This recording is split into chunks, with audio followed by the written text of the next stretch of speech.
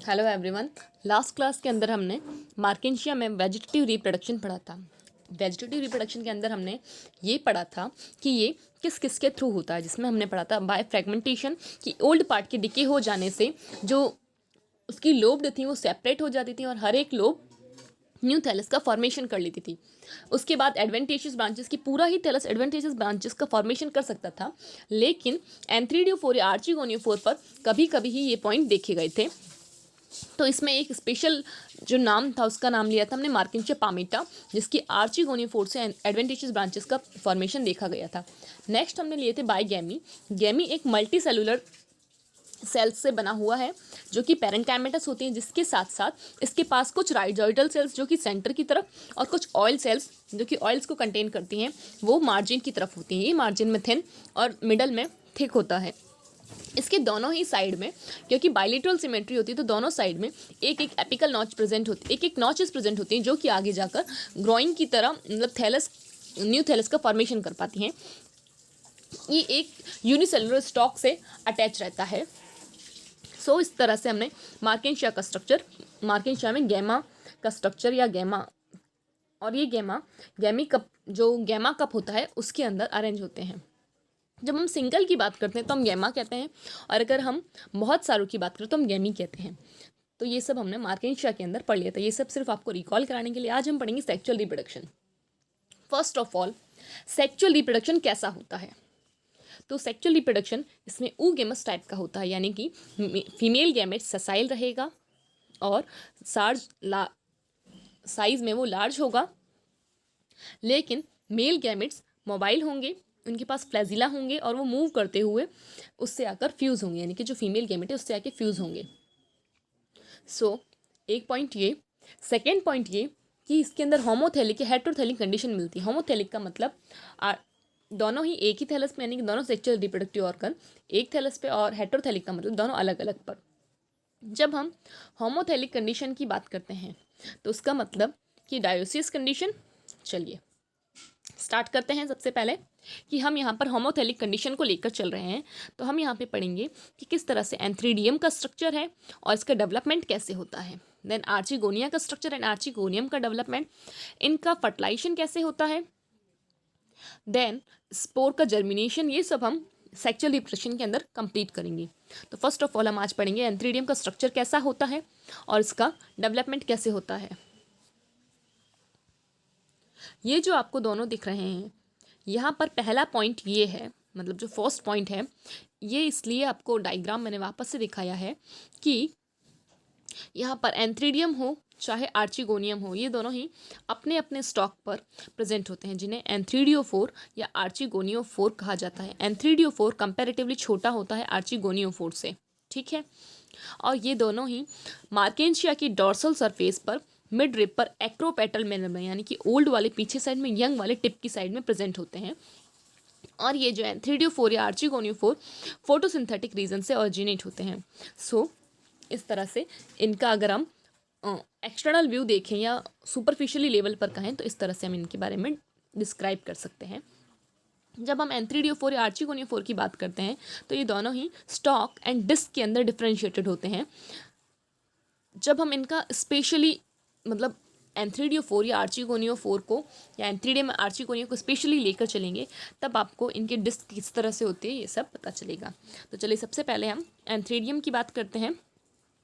तो जब आप ये पढ़ रहे हैं तो आपको मोस्ट ऑफ रिक्सिया से कंपेयर करते हुए चलना है, जिससे कि आपको लर्न करने में इजी रहेगा। जो स्पेशल है वो याद करें, जैसे कि यहाँ पे स्पेशल ये है कि इनके अंदर एंथ्रीडियोफोर या आर्चिगोनियोफोर मिलता है।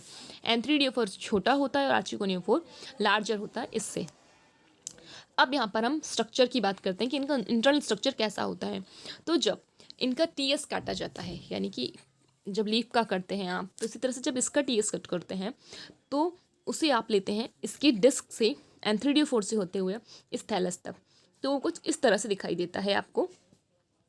इसके अंदर आपको ये ऊपर साइड में इसकी डिस्क दिख रही है और ये है इसका एंथ्रीडियोफोर, ठीक है, जो कि थैलस से अटैच है। ये एंथ्रीडियोफोर जैसा कि बताया था डॉर्सल सरफेस से फोटोसिंथेटिक रीजन से ऑरिजिनेट होता है। ऐसा कि ये स्ट्रक्चर यही शो कर रहा है। अब यहाँ पर कि इनका जो फॉर्मेशन है वो कैसा होता है। तो इनका फॉर्मेशन यानी कि जो ये एंथ्रीडियम है ये एक्रोपेटल मैनर में बनती हैं, यानी कि यहाँ पे आपको दिखाई दे रहा है कि ये जो ओल्ड वाली हैं वो यहाँ सेंटर में और यंग वाली साइड की तरफ है। चलिए अब नेक्स्ट की बात करते हैं कि यहाँ पे ये जो डायग्राम मैं शो क्यों कर रही हूँ। ये डायग्राम इसलिए शो कर रही हूँ कि जब हम रिक्सिया को देख रहे थे तो रिक्सिया के अंदर आपको चैम्बर जो थे वो कुछ इस तरह से दिखाई दे रहे, वो कुछ इस तरह से दिखाई देते थे कि यहाँ पर सेल्स थी जो कि ऐसे अरेंज थी। अगर हम सिंपल एक वेजिटेटिव थैलस की बात करें और यहाँ पर स्टोरेज रीजन था जिनके बीच में राइजॉइड्स या स्केल्स थे। लेकिन जब हम किसकी बात करें, लेकिन जब हम बात करते हैं कि जब उनमें रिप्रोडक्टिव ऑर्गन का डेवलपमेंट होता है तो वो कुछ इस तरह से दिखाई देते हैं आपको।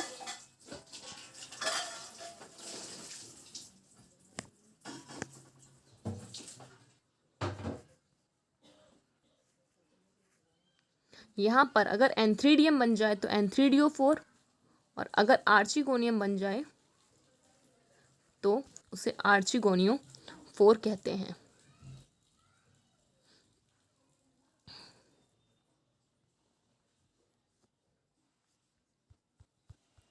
ये स्ट्रक्चर आपको दिखाने के पीछे मेन मोटिव ये है कि आपको यहाँ समझ में आए कि देखिए यहाँ पर ये एंथ्रीडियम या आर्चिगोनिया ये ही एयर चैम्बर के अंदर डेवलप होते थे तो उनका नाम रिप्रोडक्टिव टाइम पे कन्वर्ट हो जाता था। लेकिन यहाँ पर आप देखेंगे कि इसकी फोटोसिंथेटिक रीजन में ऑरिजिनेट तो होते हैं एंथ्रीडियम या आर्चिगोनिया। यहाँ पर इनका स्ट्रक्चर इस तरह से आपको दिख रहा है। देखिए ये स्ट्रक्चर ये आपको कुछ इस तरह से दिख रहा है जिसमें आपको ये एक पूरा रेक्टेंगुलर शेप का एयर चैम्बर और ये इस तरह से पोर दिख रहा है।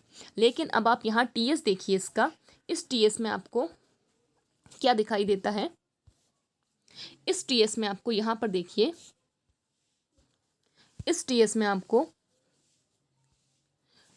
ये जो एंथ्रीडियल चैम्बर है ये इस तरह से ट्राइगोनल टाइप का दिखाई देता है। तो इसे आप ऐसे समझ सकते हैं कि ये जो एंथ्रीडियल चैम्बर है ये ट्राइगोनल है शेप में और यहाँ पर ये जो पोर्शन है यहाँ पर आपको रेक्टेंगुलर वाला एयर चैम्बर दिखाई दे रहा है।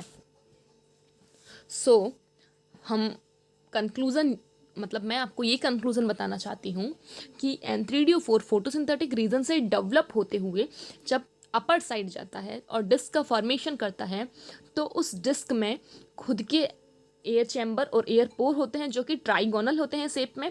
एयर चैम्बर ट्राइगोनल है और उनके पास पास में एंथ्रीडियम चैम्बर अलग से फॉर्मेट होते हैं।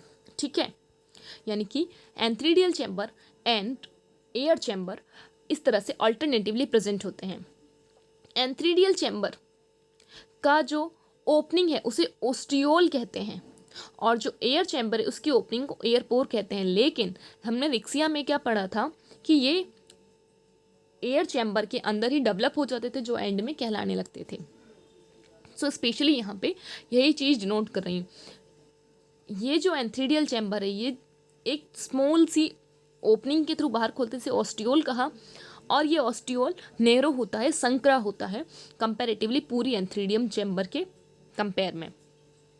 देन ये जो है पूरा एंथ्रीडियो4 ये है स्टेराइल, इसका रिप्रोडक्शन में पार्ट नहीं होता है।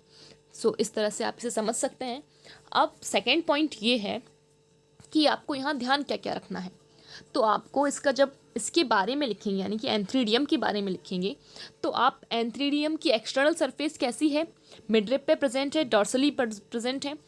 सेकेंड पॉइंट जब इंटरनली स्ट्रक्चर का बात करें तो आप उसे इस तरह से डिनोट कर सकते हैं कि ये इसका जब आप ये VTS देखते हैं या ये सेक्शन देखते हैं कट करके तो आपको एयर चैम्बर और एंथ्रीडियल चैम्बर अल्टरनेटिवली प्रेजेंट होते हैं।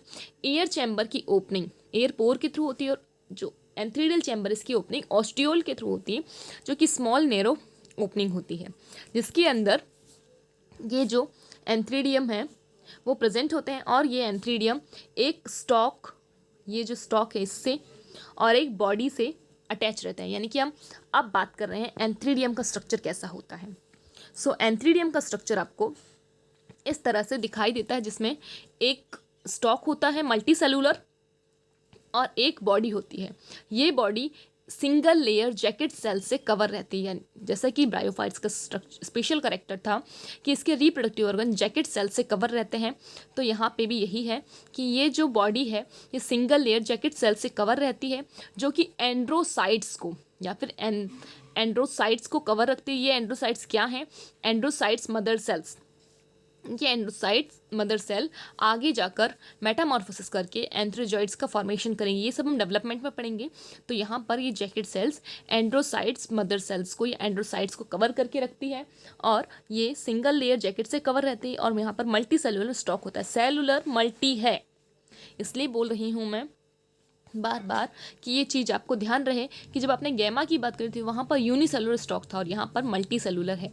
सेम रिक्सिया की तरह ही है इसका स्ट्रक्चर भी एंथ्रीडियम का, तो बस जो डिफ्रेंशिएशन है वो यहाँ पर है कि इनके बीच में ऑल्टरनेटिवली प्रेजेंट है एंथ्रीडियोफोर है, और जो कि थैलस के फोटोसिंथेटिक रीजन से अटैच है। चलिए अब इनका डेवलपमेंट पढ़ते हैं कि किस तरह से इनका डेवलपमेंट होता है। एंथ्रीडियम का डेवलपमेंट भी जैसा रिक्सिया में पढ़ा था उसी तरह से होता है। इसे आप अपनी जो रिक्सिया का आपने डेवलपमेंट लिखा हो, जहाँ भी नोटबुक में जहाँ भी नोट डाउन किया हो, उसको लेकर चलिए, कंपेयर करते हुए चलिए, तो आपको दोनों के डेवलपमेंट इजी फॉर्म में याद हो जाएंगे, लर्न नहीं करने पड़ेंगे। तो फर्स्ट ऑफ ऑल स्टार्ट करते हैं कि सबसे पहले जो डॉर्सल सरफेस है थैलस की, उससे एंथ्रीडियोफोर बनेगा, और यानी कि स्टॉक का फॉर्मेशन होगा। उस स्टॉक की सुपरफिशियल सेल्स, कोई भी सुपरफिशियल मतलब सबसे ऊपर वाली सेल्स में से, इस ऊपर वाली सेल्स में से कोई भी एक सेल एंथ्रीडियल इनिशियल की तरफ वर्क करने लगेगी। अब इसके अंदर एक ट्रांसवर्स डिवीज़न होगा, तो इसे आप इस तरह अपनी नोटबुक में इसे नोट करते हुए चलें कि अब इसके अंदर एक ट्रांसवर्स डिवीज़न होगा। ये जो सेल है एंथ्रीडियल इनिशियल, इसके अंदर एक ट्रांसवर्स डिवीज़न होने से, यहाँ मैं इसे टी से डिनोट कर रही हूँ, दो सेल्स बनेंगी, आउटर सेल और बेसल सेल, जिसे आप बोल सकते हैं लोअर सेल जो है वो बेसल सेल की तरह रिप्रेजेंट होगी और अपर सेल को आउटर सेल कहा जा रहा है। ओके, अब ये जो लोअर सेल है, ये लोअर सेल जो बेसल सेल बना रही है, ये थैलस से एम्बेडेड रहेगी, यानी थैलस में धसी हुई रहेगी, इसका आगे कोई रोल नहीं होगा। तो इसका स्ट्रक्चर तो हो जाता है अब फिनिश। ठीक है, अब हम बात करते हैं इस सेल की। अब ये जो आउटर सेल है, इसके अंदर क्या होता है? तो इस आउटर सेल के अंदर फिर से एक ट्रांसवर्स डिवीज़न होता है। ठीक है, इस डिवीज़न से यहाँ पर दो सेल्स बनेंगी। तो इसे आप ऐसे समझिए कि इस एंथ्रीडियल इनिशियल के अंदर एक ट्रांसवर्स डिवीज़न हुआ, यहाँ पे ट्रांसवर्स डिवीज़न एक हुआ, जिससे दो सेल्स बनी। बेसल सेल का रोल आगे नहीं है, ये एम्बेडेड रहेगी। अब इस आउटर सेल के अंदर एक ट्रांसवर्स डिवीज़न हुआ, एक ट्रांसवर्स डिवीज़न से कितनी सेल्स बनेंगी? दो सेल्स बनेंगी। इन दो सेल्स के अंदर यानी कि अब फिर से एक ट्रांसवर्स डिवीज़न हुआ, तो कितनी सेल्स बनी? 3। अब फिर से एक ट्रांसवर्स डिवीज़न, यानी कि टोटल आपको कितनी सेल्स बनानी है? यहाँ पर ये जो 4 सेल्स बनती हैं, तो इनके अंदर इस आउटर सेल के अंदर ट्रांसवर्स डिवीज़न होने से ये 4 सेल्स का फॉर्मेशन होता है, और ये 4 सेल्स लीनियरली अरेंज करती हैं अपने आप को। लीनियरली का मतलब इस तरह से एक लाइन में यूनिसीरिएट पोजीशन में एक के ऊपर एक खुद को अरेंज करती हैं, तो ये इनका फॉर्मेशन होता है। अब यहाँ पर देखिए, जब इसमें डिवीज़न नहीं हुआ था तब तक इसे आउटर सेल कह रहे थे, लेकिन जब इस सेल के अंदर डिवीज़न हो गए और इन्होंने खुद को 4 जो ये 4 सेल्स हैं ये इस तरह से खुद को अरेंज करे हुए हैं, तो अब इनमें से जो अपर वाली सेल्स हैं, ये 2 अपर वाली सेल्स को हम कहते हैं प्राइमरी एंथ्रीडियल सेल्स, और जो 2 लोअर वाली सेल्स हैं इन्हें कहते हैं प्राइमरी स्टॉक सेल्स। यानी कि जैसा कि हमने रिक्सिया के अंदर पढ़ा था कि जो आउटर सेल्स थी वो डिवाइड होकर 3 बार डिवाइड होती थी, 3 ट्रांसवर्स डिवीज़न के बाद में ये 4 सेल्स स्ट्रेच बनती थी, और ये 4 सेल्स में से अपर वाली जो 2 सेल्स थी उन्हें प्राइमरी एंथ्रीडियल सेल्स और लोअर वाली 2 सेल्स को प्राइमरी स्टॉक सेल्स कहते हैं। ये प्राइमरी स्टॉक सेल्स क्या करेंगी? अब स्टॉक का फॉर्मेशन करेंगी। ठीक है, और जो ये अपर वाली 2 सेल्स हैं, अब इनके अंदर डिवीज़न होंगे वर्टिकल, जो कि एक दूसरे से 90 डिग्री पर होंगे, जिससे कि यहाँ पर कितनी सेल्स बन गई? यहाँ पर 8 सेल्स का फॉर्मेशन हो गया। ये 8 सेल्स 4 की टायर में प्रेजेंट होंगी। अभी आप उस नोटबुक से कंपेयर करते हुए चलें, इसे रिटर्न फॉर्म में मैं आपको बता दूंगी। यहाँ पे 8 सेल्स का फॉर्मेशन हुआ जो कि 4 की टायर में है। जो आउटर वाली, अब इन 8 सेल्स के अंदर एक पेरिक्लाइनल डिवीजन होगा। तो इस चीज़ को आप ऐसे समझ सकते हैं कि फर्स्ट ऑफ ऑल ये एंथ्रीडियल इनिशियल बनी। इस एंथ्रीडियल इनिशियल के अंदर एक ट्रांसवर्स डिवीजन होने से क्या बना, 2 सेल्स बनी। एक बनी बेसल सेल, एक बनी बेसल सेल और एक बनी अपर सेल। इस अपर सेल के अंदर बेसल सेल का तो रोल हो चुका है अब ख़त्म, ठीक है, ये तो एम्बेडेड रहेगी थैलस में। अब हम बात कर रहे हैं इस अपर सेल की, इस सेल की। इसके अंदर अब डिवीज़न होता है फिर से एक ट्रांसवर्स डिवीज़न जिससे 2 बनेंगी, फिर से ट्रांसवर्स डिवीज़न होगा दूसरा जिससे कितनी बन गई, 3 बन गई, और फिर से एक ट्रांसवर्स डिवीज़न होगा जिससे कि नंबर ऑफ टोटल सेल्स कितनी बन गई, 4 सेल्स बन गई। ये इस तरह से खुद को अरेंज करती हैं। इसे आप ऐसे समझ लीजिए कि ये 4 सेल्स 3 ट्रांसवर्स डिवीज़न के बाद खुद को इस तरह से अरेंज कर लेती हैं। ओके, अब इनमें से ये 3 सेल्स जब कितने डिवीज़न हुए, 3 ट्रांसवर्स डिवीज़न हुए, इस तरह से ये बन गई। और जो ये नीचे वाली बेसल सेल है ये तो एज इट इज़ ही प्रेजेंट है, ठीक है। अब इस 4 सेल्स के अंदर जो लीनियरली खुद को प्रेजेंट करे हुए हैं, इनके अंदर होता है डिवीज़न जिसका नाम है वर्टिकल डिवीज़न, ठीक है। एक वर्टिकल डिवीज़न होगा, सॉरी, अब इनके अंदर एक सेकेंड वापस से सुनिएगा ध्यान से कि इनके अंदर क्या होता है। इनके अंदर इस तरह से ये 4 सेल्स अपने आप को अरेंज कर लेती हैं 3 ट्रांसवर्स डिवीज़न के बाद। अब इनमें से ये जो 4 सेल्स हैं, इन 4 सेल्स में से अपर वाली 4 सेल्स को बोलते हैं प्राइमरी एंथ्रीडियल सेल्स, और जो लोअर वाली 2 सेल्स हैं इन्हें कहते हैं primary stock cells. Primary stock cells से स्टॉक का फॉर्मेशन होगा, लेकिन यानी कि इसका काम खत्म हुआ, अब इन नीचे वाली 2 सेल्स का भी काम खत्म हो गया, ये भी फिनिश। ये एम्बेडेड रह रही थी थैलस से और इनको स्टॉक का फॉर्मेशन करना था। तो जो 3 ट्रांसवर्स डिवीज़न के बाद जो 4 सेल्स बनी, इनमें से हमने इन्हें 2-2 की फॉर्म में डिवाइड कर दिया कि जो अपर वाली 2 सेल्स हैं उनको प्राइमरी एंथ्रीडियल सेल्स का और लोअर वाली को प्राइमरी स्टॉक सेल का। स्टॉक सेल ने स्टॉक का फॉर्मेशन किया, इनका काम भी अब होता है फिनिश। अब हम बात करते हैं प्राइमरी एंथ्रीडियल सेल्स की, यानी कि इन अपर वाली सेल्स की। इन सेल के अंदर अब फर्स्ट डिवीज़न होता है ट्रांसवर्स, ठीक है। अब इन सेल के अंदर क्या होगा कि ये जो ट्रांसवर्स डिवीज़न से ये जो 2 सेल्स बनी हैं, अब इनके अंदर डिवीज़न होगा वर्टिकल, जिससे कि ये बन जाएंगी 4 सेल्स ऐसे। अब इस वर्टिकल डिवीज़न पे, यानी कि यहाँ पे आप ऐसे लिख सकते हैं कि यहाँ पर जो डिवीज़न हुआ वर्टिकल डिवीज़न हुआ। इस वर्टिकल डिवीज़न के 90 डिग्री पर, 90 डिग्री पे दूसरा वर्टिकल डिवीज़न होता है, दूसरा वर्टिकल डिवीज़न होगा जिसको कि आप इस तरह से समझ सकते हैं कि ये 4 सेल्स बनी। अब इसके 90 डिग्री पर जब दूसरा वर्टिकल डिवीज़न होगा तो वो कुछ इस तरह से होगा। तो आपको 4 सेल्स आगे की साइड में और 4 सेल्स पीछे की साइड में दिखाई देंगी, और 4 की टायर में, यानी कि इसको आप ऐसे समझ सकते हैं कि ये 4 सेल्स एक और ये 4 सेल्स दूसरी, ये इस तरह से एक दूसरे के ऊपर अरेंज हैं। ओके, अब इसकी बात कर रहे हैं हम। इन ये जो 4 सेल्स हैं, इन 4 सेल्स को हमने 2-2 टायर में डिवाइड कर लिया, ठीक है। अब इनके अंदर जो डिवीज़न हो गई, यानी कि टोटल कितनी सेल्स बन गई, यहाँ पर 8 सेल्स बन गई, ठीक। अब इन 8 सेल्स के अंदर पेरिक्लाइनल डिवीज़न होता है। कैसा डिवीज़न होता है, पेरिक्लाइनल डिवीज़न होता है। तो इसे आप अब ऐसे समझ सकते हैं कि ये जो 8 सेल्स बनी हैं,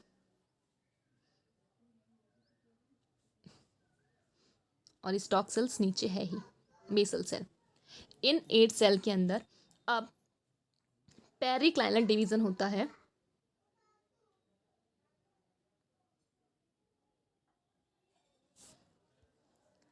ये है स्टॉक सेल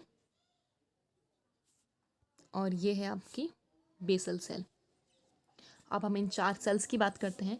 इनके अंदर पेरिक्लाइनल डिवीज़न होने से इस तरह से आपको 2 राउंड मिल रहे हैं, यानी कि बाहर वाली लेयर को आपके और एक अंदर वाली। बाहर वाली लेयर को कहते हैं आउटर लेयर और अंदर वाली को इनर लेयर। इस आउटर लेयर से जैकेट का फॉर्मेशन होता है, क्योंकि जो ऑर्गन्स हैं वो जैकेटेड होते हैं, तो इससे जैकेट का फॉर्मेशन होता है जो कि सिंगल लेयर होती है। अब जैकेट का फॉर्मेशन तो हो गया, अब इसके अंदर फर्दर एंटीक्लाइनल डिवीज़न होंगे, जिससे कि नंबर ऑफ सेल्स इंक्रीज होते जाएंगे और इस तरह से एक जैकेट का फॉर्मेशन हो जाएगा। ये जो अंदर वाली सेल्स हैं, अब इनके अंदर इन्हें इनर लेयर को हमने कहा प्राइमरी एंड्रोगोनियल सेल्स। ये प्राइमरी एंड्रोगोनियल सेल्स के अंदर बहुत सारे वर्टिकल और ट्रांसवर्स डिवीज़न होंगे, जिससे कि ये इस तरह से अरेंज हो जाएंगी। अब इनको कहेंगे, ये हो गई जैकेट, और जो ये अंदर वाला है इन्हें आप कहेंगे, यहाँ तक आपने कहा था जो 8 नंबर सेल्स थी तब इन्हें कहते थे प्राइमरी एंड्रोगोनियल सेल्स।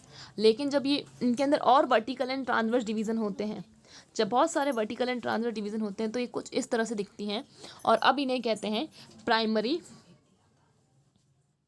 या एंड्रोसाइट्स मदर सेल्स। अब ये एंड्रोसाइट्स मदर सेल्स क्या करेंगी, ये एंड्रोसाइट्स मदर सेल्स इस तरह से दिखाई देंगी। ये एंड्रोसाइट्स मदर सेल को आप ऐसे समझ सकते हैं कि ये एंड्रोसाइट्स मदर सेल, हम सिंगल एंड्रोसाइट मदर सेल की बात करें अगर, तो अंदर साइड में आपको ये ऐसे दिखाई दे रही हैं, जो कि जैकेट से कवर है। नीचे हो गई स्टॉक और बेसल सेल, ये है इसकी जैकेट। अब ये जो प्राइमरी एंड्रोसाइट मदर सेल है, इस एंड्रोसाइट मदर सेल की हम एक सेल की बात करें तो वो कुछ इस तरह से दिखाई देती है, जिससे एंड्रोसाइट मदर सेल कहते हैं। अब इसके अंदर एक ऑब्लिक डिवीज़न होगा। इस ऑब्लिक डिवीज़न से क्या बनेगा, इस ऑब्लिक डिवीज़न से 2 सेल्स बनेंगी जो कि ट्राइंगुलर होंगी। इन्हें आप कहेंगे एंड्रोसाइट्स, और ये एंड्रोसाइट्स में मेटामॉर्फोसिस होगा, और मेटामॉर्फोसिस से ये बना देंगी एंथ्रेजॉइड्स। सो ये चीज़ एज अ फ्लो चार्ट में मैं आपको यहाँ से समझा देती हूँ और ईज वे में।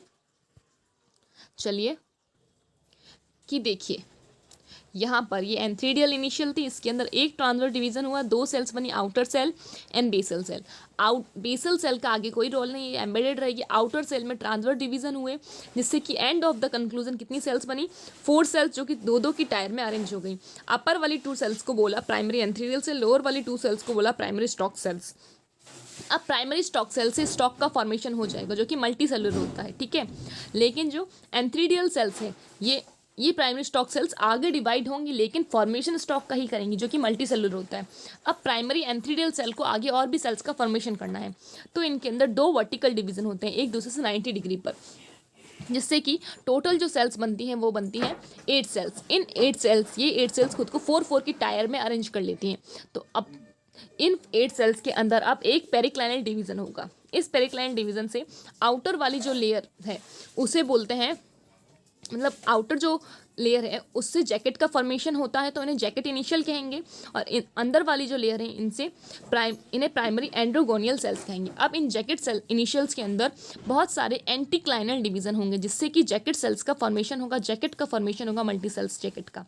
और ये जो प्राइमरी एंड्रोगोनियल सेल्स है, इनके अंदर बहुत सारे वर्टिकल और ट्रांसवर्स डिवीज़न होंगे, जिससे कि एंड्रोसाइट मदर सेल्स, ये देखिए एंड्रोसाइट्स मदर सेल्स का फॉर्मेशन होगा। ये प्राइमरी एंड्रोगोनियल सेल्स, इनके अंदर बहुत सारे डिवीजन से एंड्रोगोनियल सेल्स बनी, और इनके और डिवीज़न होने से एंड्रोसाइट्स मदर सेल्स बनी। इन एंड्रोसाइट्स मदर सेल का यहाँ पे हम पढ़ते हैं, इन एंड्रोसाइट्स मदर सेल के अंदर यहाँ देखिए एक ऑब्लिक डिवीज़न होता है। इस ऑब्लिक डिवीज़न होने से एंड्रोसाइट्स बनते हैं, यानी कि एक एंड्रोसाइट मदर सेल से 2 एंड्रोसाइट्स बनते हैं, और इन 2 एंड्रोसाइट्स के मेटामॉर्फोसिस होने से एंड में जाके स्पाइरली अरेंज्ड एंथ्रोजॉइड्स बनते हैं, जो कि बाइफेजिलेट होते हैं। तो इस तरह से एंथ्रेजॉइड्स का डेवलपमेंट कंप्लीट होता है। अब हम नेक्स्ट क्लास में डाइसेंस ऑफ एंथ्रेजॉइड्स पढ़ेंगे। सो अगर अभी भी आपको कन्फ्यूजन हो तो आप अपने रिक्सिया से कंपेयर करके पढ़िए। ये और रिक्सिया का डेवलपमेंट बिल्कुल सेम है। यहाँ पर आपको सिर्फ रिकॉल कराने के लिए डायग्राम के थ्रू समझाया गया। चलिए, अभी भी कोई कन्फ्यूजन हो तो आप मुझसे कमेंट सेशन में पूछ सकते हैं। टिल देन लर्न करते रहिए। Thank you.